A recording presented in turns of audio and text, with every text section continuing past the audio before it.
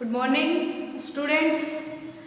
आज हम class 11th में चैप्टर सेकेंड नेक्स्ट चैप्टर हम स्ट्रक्चर ऑफ एटम पढ़ने वाले हैं, जिसमें पहले ही जो मालूम है आप लोगों को सिलेबस रिड्यूस हो चुका है। इसमें इनिशियली कुछ टॉपिक रिड्यूस हो गई हैं, स्टार्टिंग के कुछ टॉपिक्स रिड्यूस हो गई हैं, उसको हम पहले बस बता देते हैं टॉपिक का नाम कौन कौन सी रिड्यूस हो गया। तो जितनी डिस्कवरी है एटम के बारे में पढ़ना है इस चैप्टर में, स्ट्रक्चर ऑफ एटम, एटम के स्ट्रक्चरों के बारे में। तो एटम्स के अंदर जो निकाला गया क्या होता है, एटम्स ऐसा नहीं होता है कि अनडिस्ट्रक्टिबल होता है, एटम्स के अंदर भी बहुत सारी चीज़ें होती हैं, जैसे इलेक्ट्रॉन, प्रोटॉन, न्यूट्रॉन। तो इसकी जो डिस्कवरी थी वो रिड्यूस हो चुकी है आपके इस ईयर के सिलेबस से। तो discovery of electron, neutron, proton है। उसके बाद एटम का कुछ फर्स्ट आया था, जो पोस्टुलेट्स आए थे, थ्योरी आई थी उसके बारे में, थॉमसन ने दी थी। तो थॉमसन के पोस्टुलेट्स भी इससे रिड्यूस हो चुका है, उनका लिमिटेशन रिड्यूस हो चुका है। रदरफोर्ड मॉडल भी रिड्यूस हो चुका है और उसका लिमिटेशन भी रिड्यूस हो चुका है। तो इसके आगे हमको पढ़ना है रदरफोर्ड मॉडल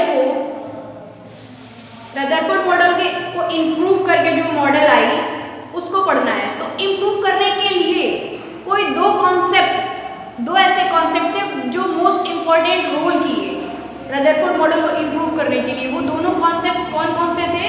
तो दीज कॉन्सेप्ट्स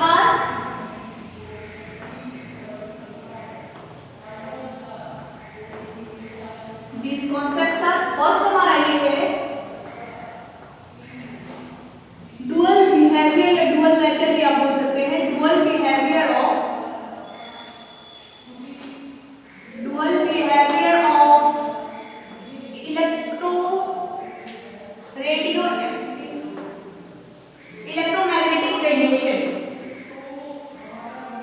इलेक्ट्रोमैग्नेटिक रेडिएशन। और दूसरा हमारा पढ़ना है कॉन्सेप्ट सेकंड हमारा एटॉमिक स्पेक्ट्रा। आपको रदरफोर्ड मॉडल तक नहीं पढ़ना है, इसके आगे आपको बोहर्स की मॉडल पढ़नी है। एटम्स के बारे में बोहर की मॉडल को पढ़नी है, बोहर्स एटॉमिक मॉडल। लेकिन बोहर्स के एटॉमिक मॉडल पढ़ने से पहले हम ये दो कॉन्सेप्ट के बारे में ब्रीफली डिस्क्राइब करेंगे हम आपको कि ये दो कॉन्सेप्ट्स क्या हैं। Dual behaviour of electromagnetic radiation क्या होता है और एटॉमिक स्पेक्ट्रा क्या होता है। तो चलिए आज हम स्टार्ट करते हैं। Nature of light and electromagnetic radiation.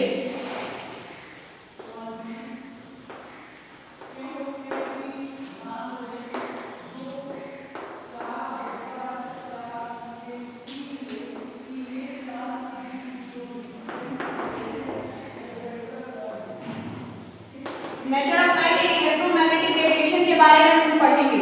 Light का नेचर क्या होता है, लाइट किस नेचर का होता है। तो पहले डुअल बिहेवियर पढ़ रहे हैं ना, तो light as a particle nature भी होता है और as a wave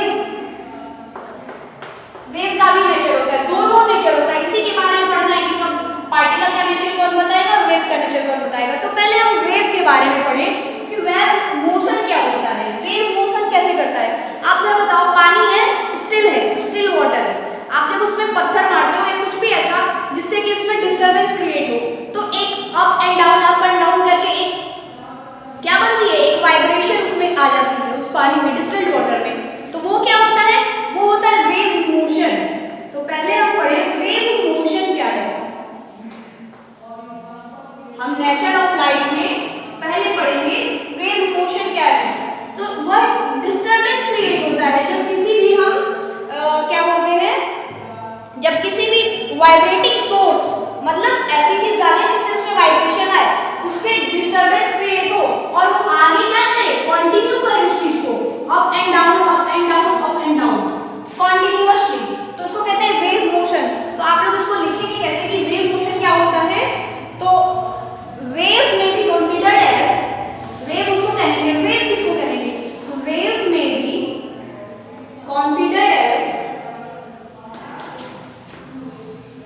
considered as disturbance created by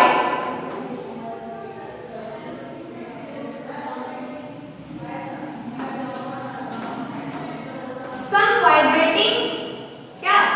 vibrating source।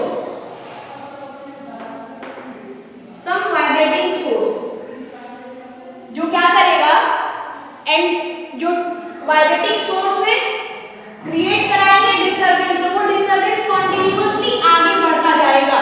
तो इसको आप कैसे लिखेंगे? And travel outward as a continuous sequence of alternating crest and trough. तो इसको आप क्या लिखेंगे? Vibrating source and travel outward as a continuous and travel outward as a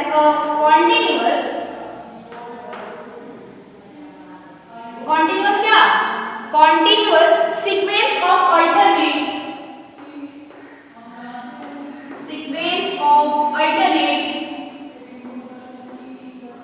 crust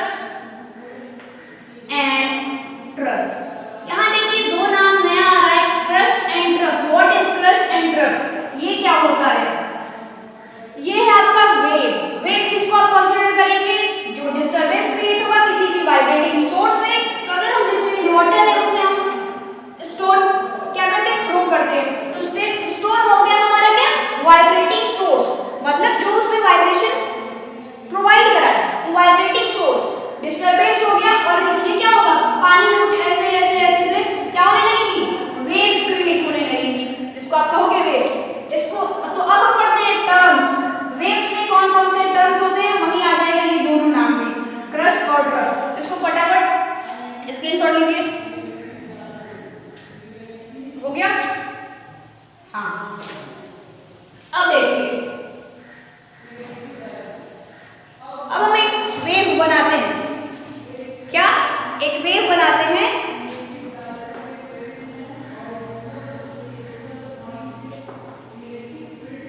characteristic of wave motion. वहां पर एक क्रस्ट एंड ट्रफ आई थी, वो भी एक कैरेक्टर है, एक वेव मोशन का कैरेक्टर है। वेव मोशन क्या? जब ये होता है वेव मोशन। अब हम एक एक इसकी कैरेक्टर के बारे में पढ़ेंगे। आप देखिए, ये जो होगा मैक्सिमम जो इसकी हाइट होगी या डाउन, तो ये होगा क्रस्ट, ये क्या होगा? ये होगा ट्रफ। जैसे ये होगा ट्रफ, ये होगा क्रस्ट, ये होगा क्रस्ट, और ये मान लीजिए आगे गया तो ये होगा ट्रफ। ठीक, अब ये जो मैक्सिमम हाइट होगी, ये जो मैक्सिमम हाइट, इसको बोलते हैं एम्पलीट्यूड। इसको क्या बोलते हैं? एम्पलीट्यूड। जो मैक्सिमम हाइट होगी इसको बोलेंगे एम्पलीट्यूड। और देखिए, अगर किसी कंप्लीट साइकिल में, मतलब एक कंप्लीट साइकिल क्या है? यहाँ से गई, जैसे इनिशियल 0 से स्टार्ट, ये अपवर्ड, ये पूरी यहाँ से यहाँ तक क्या है? एक कंप्लीट साइकिल है। वैसे आप यहाँ से बात करो तो यहाँ से यहाँ तक एक कंप्लीट साइकिल है, फिर यहाँ से आगे तो यहाँ से यहाँ तक एक कंप्लीट साइकिल है। तो क्या होता है कि जब नंबर ऑफ वेव्स, मतलब ये पूरी एक वेव है, तो the number of waves passes पर सेकंड, मतलब एक सेकंड में ऐसी कितनी वेव पास कर गई, उसको बोलते हैं फ्रीक्वेंसी। उसको क्या बोलते हैं? फ्रीक्वेंसी। एक सेकंड में ऐसी कितनी वेव पास कर गई, उसको बोलेंगे फ्रीक्वेंसी। अब एक और कैरेक्टर आता है वेवलेंथ। वेवलेंथ क्या होता है? तो देखिए, किसी भी टू एडजेसेंट क्रस्ट, मतलब ये एक क्रस्ट है यहाँ पर और ये वाला क्रस्ट यहाँ है, अगला वाला क्रस्ट कौन सा है? ये है। यहाँ से अगला वाला क्रस्ट कौन सा है? ये है। तो इसके बीच का जो लेंथ होता है, इसके बीच की जो डिस्टेंस होती है, the distance between two adjacent crust या टू एडजेसेंट ट्रफ, ये जो होगा, ये भी दूरी, इसको बोलते हैं आप wavelength. The distance between two adjacent crust या टू एडजेसेंट ट्रफ, तो इसको बोलेंगे आप वेवलेंथ। वेलोसिटी क्या होती है आपकी? तो जो एक वेव पर सेकंड में जितना डिस्टेंस, ये देखिए, ये आगे बढ़ रहा है तो डिस्टेंस भी तो ट्रैवल कर रहा है। तो एक सेकंड में, एक तो हो गया कि एक सेकंड में कितनी वेव पास कर रही है। अगर मैं बोलूं कि यहाँ तक कुछ एक सेकंड में यहाँ तक हो जा रहा है, ठीक है, तो एक सेकंड में कितनी वेव पास कर जाएगी यहाँ से? तो देखो 1 2, ठीक, एक सेकंड में जितनी वेव पास की, ये होगी इसकी फ्रीक्वेंसी।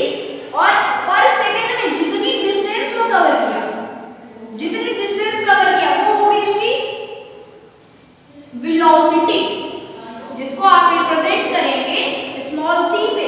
वेवलेंथ को आप रिप्रेजेंट करेंगे ऐसे शेप से, ऐसे और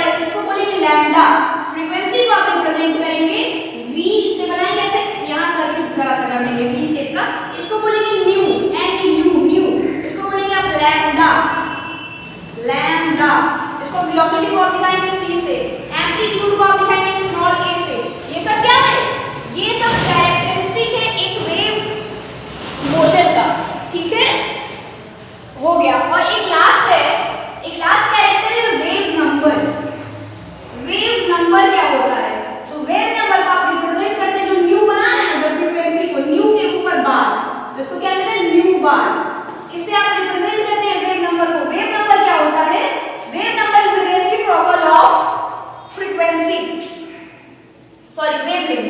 वेवलेंथ का क्या होता है? रेसिप्रोकल वेव नंबर होता है। तो वेव नंबर का किस तरीके से, और अपॉन में ये हमारा लैम्डा, लैम्डा को हम किससे दिखा रहे हैं? लैम्डा को वेवलेंथ, न्यू को फ्रीक्वेंसी। तो ये हो गया हमारा वेव नंबर। ये क्या है? कैरेक्टरिस्टिक्स है किसी भी वेव मोशन के। अब आप पहले इसका स्क्रीनशॉट ले लीजिए, उसके बाद हम आपको इसको नोट आउट कराते हैं, ठीक है? ले लीजिए पहले स्क्रीनशॉट। तो अब ये देखिए, ये कैरेक्टरिस्टिक का पूरा वेव मोशन हो गया है आपका।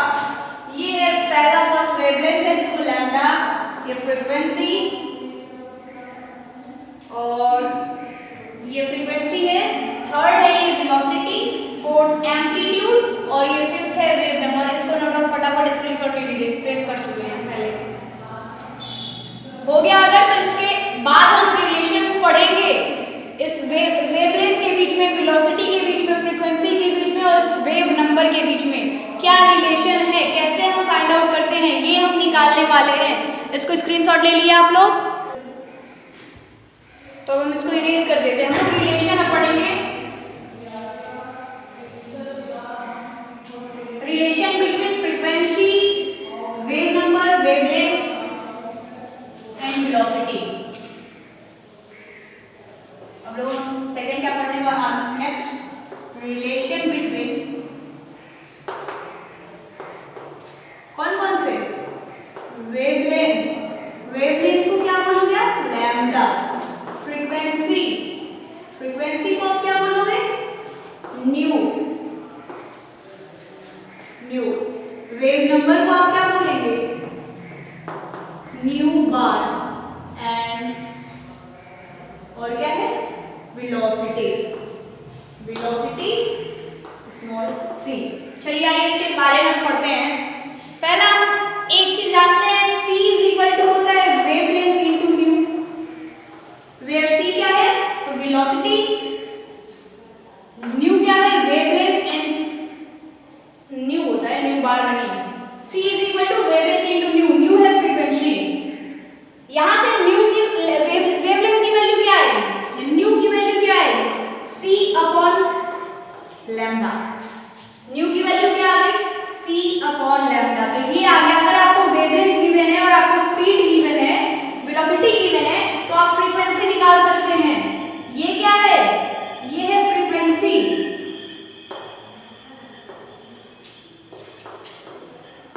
ये वेवलेंथ,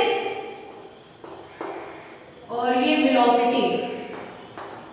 आप इसको निकाल सकते हैं ना, आपको अगर ये गिवन है तो, या ये दोनों गिवन है तो आप वेवलेंथ फाइंड आउट कर सकते हैं। अच्छा, एक और बताइए, वेव नंबर क्या होता है? वेव नंबर होता है reciprocal of the wavelength, inverse of the wavelength. तो वेवलेंथ का, तो यहां से आप लिख सकते हैं न्यू को आप लिख सकते हैं c into 1 by वेवलेंथ, और इस 1 by वेवलेंथ को आप क्या लिख सकते हैं? आप लिख सकते हैं वेव नंबर, मतलब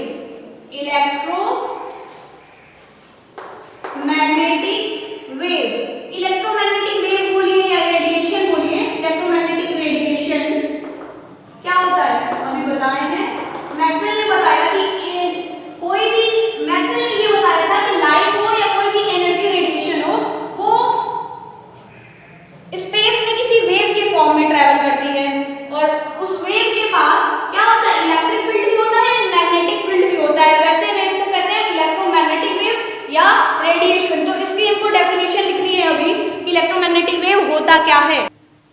देखिए हमारा दिया हुआ है इलेक्ट्रोमैग्नेटिक वेव्स या आप इलेक्ट्रोमैग्नेटिक रेडिएशंस भी बोल सकते हैं। जेम्स क्लर्क ने प्रपोज किया कि लाइट और other form of radiate energy propagate करती है through space in the form of wave. These waves और वो वेव के पास electric and magnetic field, electric and magnetic field, electric field लिख लीजिए यहाँ पर, electric field and magnetic field associated with them, उसके अंदर रहता है। एंड देयरफॉर इसको कहते हैं हम क्यों, तो इसको इलेक्ट्रोमैग्नेटिक रेडिएशन नाम से सुनिए। ये इलेक्ट्रो आया इलेक्ट्रिक फील्ड से और मैग्नेटिक फील्ड से क्या आया, मैग्नेटिक, तो ये बना इलेक्ट्रोमैग्नेटिक वेव या इलेक्ट्रोमैग्नेटिक रेडिएशंस। अब हम पढ़ने वाले हैं characteristic of electromagnetic radiations. Electromagnetic radiation आज हम एक्सप्लेन करेंगे, कल इसको बताएंगे। आज हम एक्सप्लेन कर दे रहे हैं इलेक्ट्रोमैग्नेटिक रेडिएशन के कैरेक्टर को, कल हम आप इसको नोट करा देंगे। क्या करने वाले हैं लोग, कैरेक्टरिस्टिक ऑफ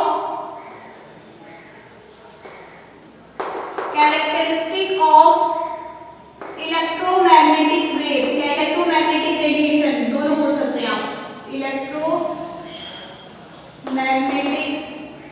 वेव्स।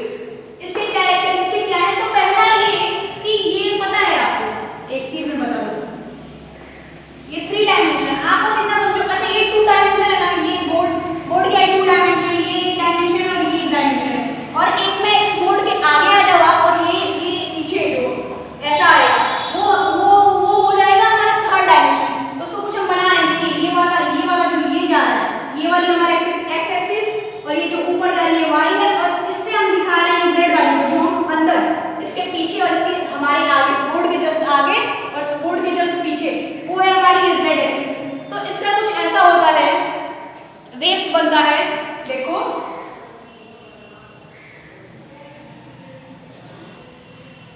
और एक वेव रुक जाइए, एक वेव इससे वो करती है,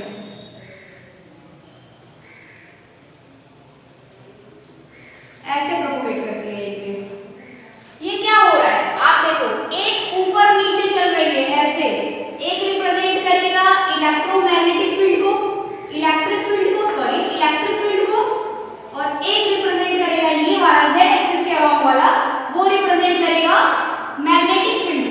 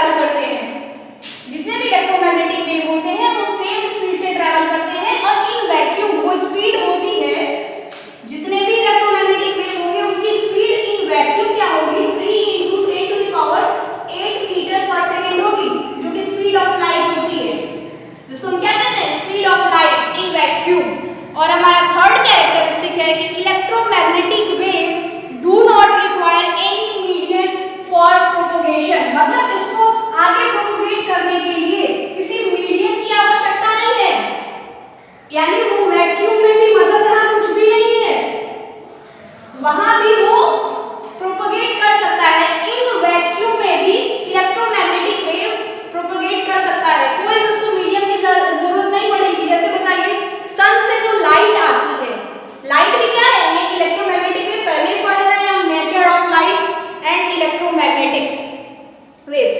तो क्या सन से क्या होती है, लाइट आती है, क्या उसको किसी मीडियम की आवश्यकता पड़ती है? एम्प्टी स्पेस है ना, हमारा स्पेस क्या है, एम्प्टी है, फिर भी वो लाइट प्रोपोगेट करती है, सन से हमारे यहाँ तक पहुँचती है। तो इससे हम कह सकते हैं कि इलेक्ट्रोमैग्नेटिक वेव्स को किसी भी मीडियम की आवश्यकता नहीं होती है। तो ये थे हमारे 3 कैरेक्टर, कल इसको नोट डाउन कराएंगे हम, ठीक। तो इसको पढ़ते रहिए और नोट्स पर जो आज कराएं उतना कंप्लीट कर लीजिए। Thank you.